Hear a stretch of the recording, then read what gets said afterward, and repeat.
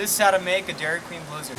First, you have to check the ice cream machine, make sure it's filled up, as this one is.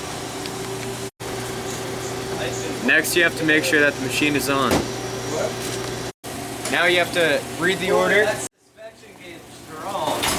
and get the right size cup.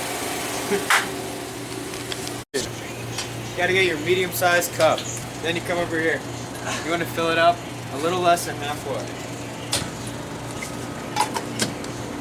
Like so. Now you have to add your ingredients. For an Oreo Blizzard, you add Oreo. What? Once you have your Oreo, you have to add ice cream to the top and end with the curl. Like that. Uh-huh. Next, you come over to the Blizzard machine. What? And take your collar and put it on like so. What?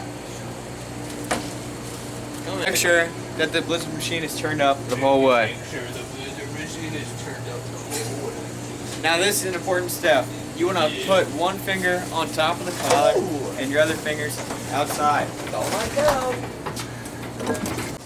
When you're ready to blend, you want to put the cup in the whole way and turn it on.